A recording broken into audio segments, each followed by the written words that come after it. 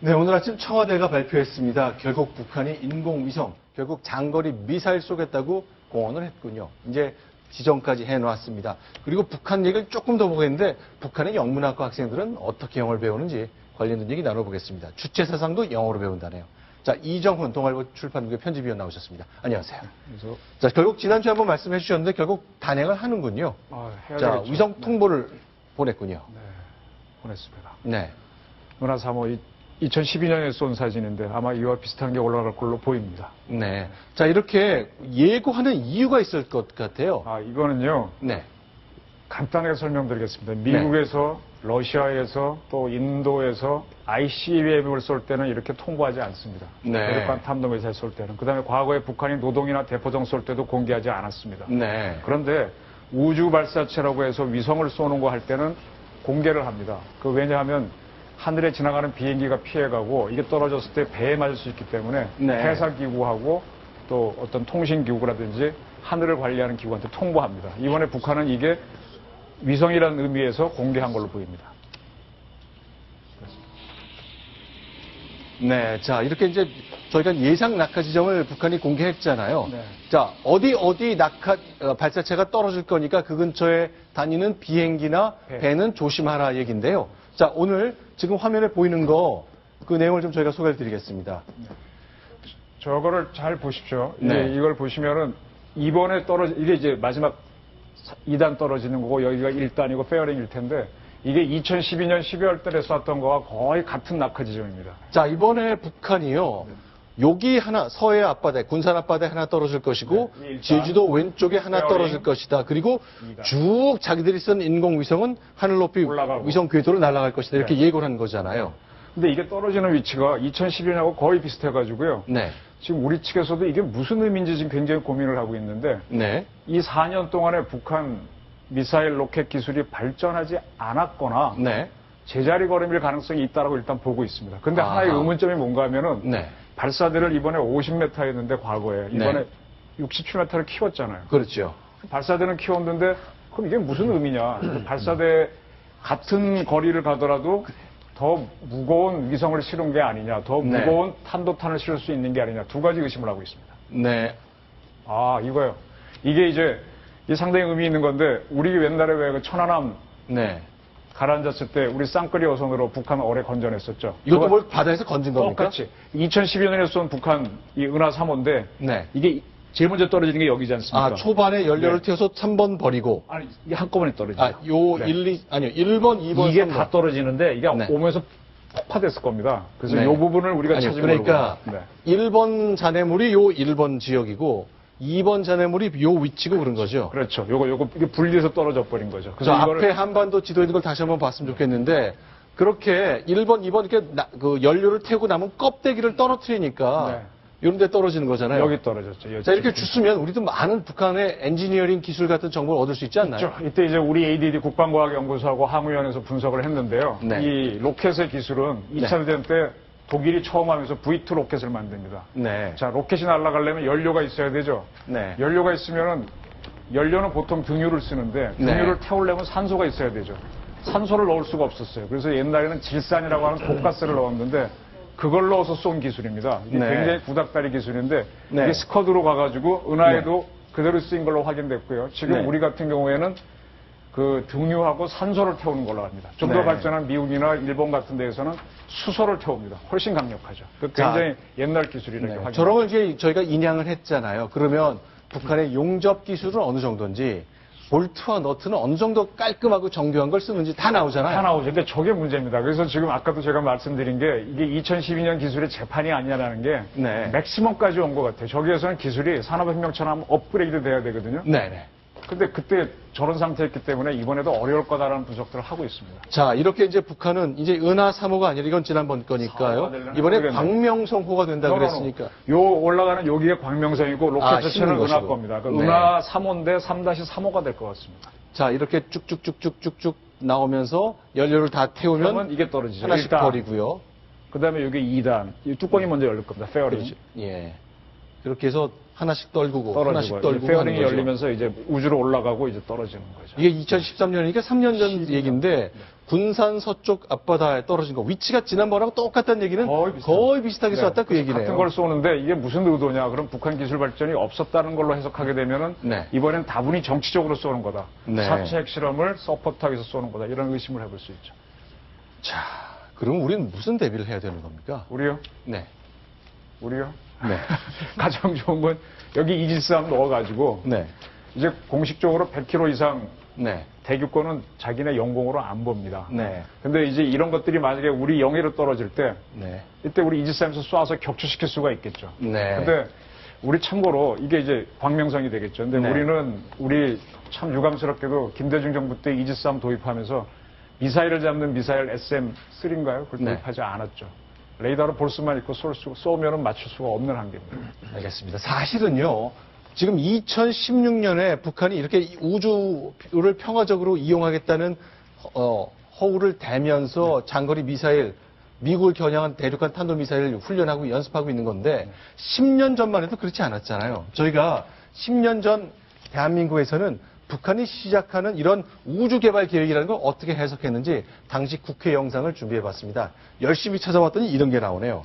그 얘기를 들어보겠습니다. 미국이나 일본은 마치 미사일이라고 말하는데 우리는 마치 인공위성 발사체인 것처럼 그런 식의 불필요한 오해를 줄 만한 멘트를 냅니다. 우리가 어떤 정보 가지고 있습니까? 구체적인 정보 없습니다, 우리. 즉각적인 대응이 없었기 때문에 이 참모정부 이 좌파 아니야? 그 북한하고 짜고 치는 거 아니야? 이런 생각을 자꾸 갖게 되면 이건 안 되는 거예요. 이런 정책을 저는 지금 백악이 무효가 되더라고 말이에요. 그러니까 미국과 일본은 10년 전에 우주를 개발하겠다면서 통신 위성을 쏘아 올린다 그랬을 때 저거 대륙간 탄도미사일이다. 걱정을 했는데 당시 참여정부는 무슨 소리입니까? 저 그냥 인공위성 쏘는 겁니다. 그랬잖아요. 그러니까 그게 이제 해석의 문제인데 네. 자 정확하게 말씀드리겠습니다. 우리도 나로호를 쏠 때 우리도 네. IMO나 다 통보합니다. 그거 네. 우리하고 북한하고 똑같고요. 그다음에 우리가 하게 되면은 우리가 올라가는 위성하고 우리 지구하고 통신하는 주파수를 공개합니다. 네. 북한은 이번에 공개 안 한 차이점이 있습니다. 그런데 대부분은 큰 틀에서는 같은데 왜 북한 거를 로켓으로 보는가 하면은 네. 북한의 핵실험 때문입니다. 네. 핵실험을 하고 나서 이런 걸 개발하는 건 탄도미사일 개발로 볼 수밖에 없다라고 유엔 안보리 결의안이 나왔거든요. 네. 따라서 아까 저렇게 하는 거는 북한의 주장 그대로 해석해 주는 거고 네. 지금의 모든 해석은 북한이 이걸 왜 쏘느냐. 왜냐하면 이게 100km짜리 올라가가지고요. 네. 우주에서 할 게 없어요. 1톤짜리는 올라가야 뭘 들여다보고 찍죠. 100km짜리는 우리 별도 쐈거든요. 네. 우리 별이 50km, 100km짜리인데 그거는 네. 그냥 똑딱이 카메라로 찍는 거라서 올라갔다는 의미에는 없습니다. 참고로 네. 그 중국도 최초로 올렸을 때는 네. 그때 동방홍이라고 하는 위성 올렸는데 네. 그 음악 방송만 보내면 아무것도 못했어요. 근데 네. 그 발전해서 이제 나중에 뭐 더 큰 걸 올리게 되는데 이 앞머리에 이제 인공위성을 넣어서 성공시켜서 궤도에 딱 올렸다는 게 북한 주장입니다만 아무런 신호가 잡히지 않는다는 거잖아요. 그 전에 북한이 광명성 쏘면서 주파수 공개했잖아요. 네. 그때 대한민국 모든 과학기관이 달라붙어서 주파수 맞추고 찾았는데 못 찾았잖아요. 음악도 안 들리고 네. 미국도 사진이 못 전송되지도 않고.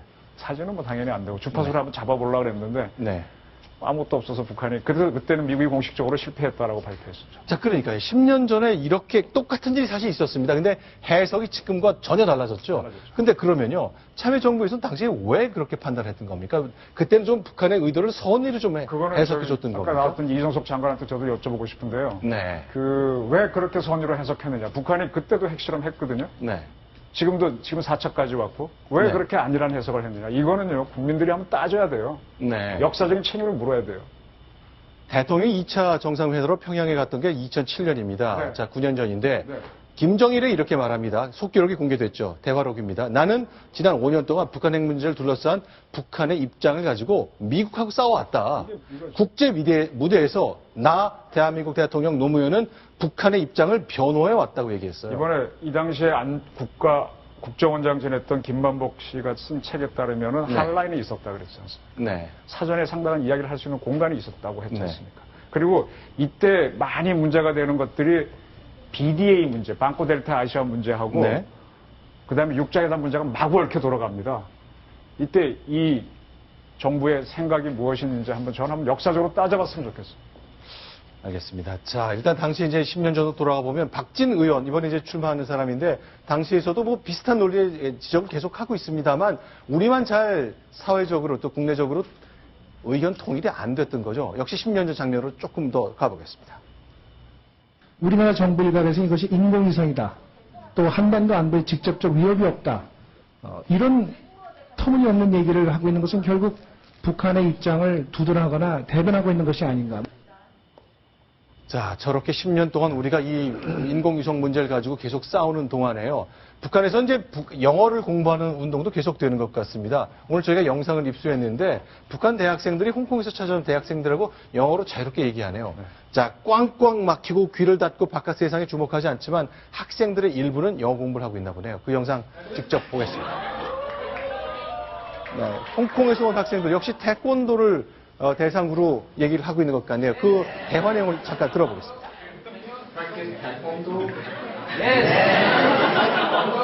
Can you show me a little bit? Can you show us kung fu kind of kung fu?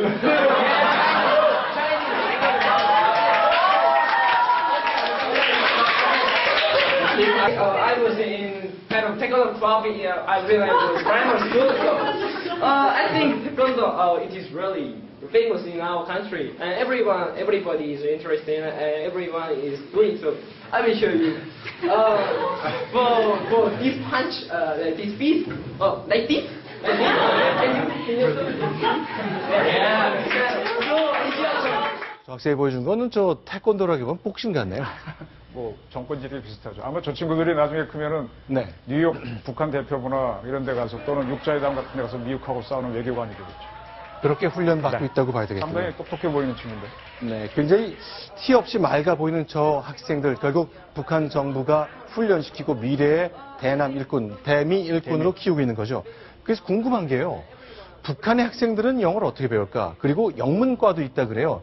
저희 탈북자 출신으로 동아일보 국제부에서 일하는 주성화 기자 잘 아실 겁니다. 김일성 대학에서 공부를 했는데 주변에 영문과 다니는 친구들이 굉장히 많았다 그래요. 북한에서는 영어 문학을 어떻게 공부하는지 또 선생님들은 어떻게 가르치는지 얘기를 잠깐 들어봤습니다. 외국어 과목으로 포함돼가지고 일주일에 45분 시간으로 2과목을 배우게 돼요. 중학교, 고등학교 단계에서. 그리고 대학에 가서도 주 2시간 정도 영어 수업이 있습니다.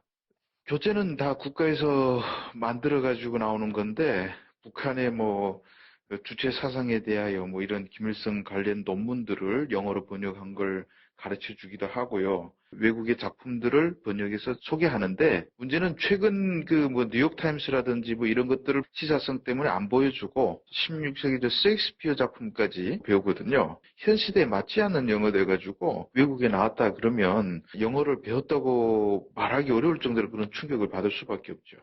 일단 1960년대 말에 그 푸에블로 사건이 일어났지 않습니까? 처음으로 올라갔던 북한 해군 병사가 영어를 몰라가지고 소통이 안 됐다는 겁니다. 체포를 해야 되는데.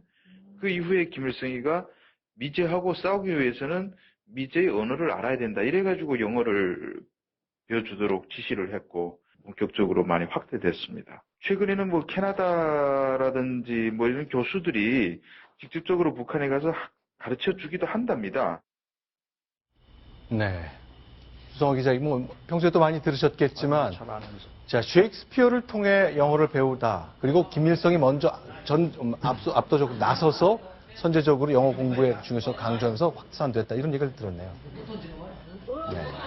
자, 저런 교실에서 배우는 학생들, 결국 미래의 협상가가 될 거겠죠. 이들의 생각 궁금합니다. 우리보다 선배들은 미국 문화 접하지 않고 교과서로만 배웠잖아요. 그렇죠. 북한도 그렇게 배우는 것 같습니다. 네. 자, 북한의 학생들 영어 배우는 모습까지 소개해봤습니다. 이정훈 편집국관 여기서 얘기 나누겠습니다. 고맙습니다. 감사합니다. 자, 다음 소식 준비했습니다. 이번에는 외신을 좀 먼저 소개해드리고 싶은데요. 싶으실 노래와 함께 시작하겠습니다.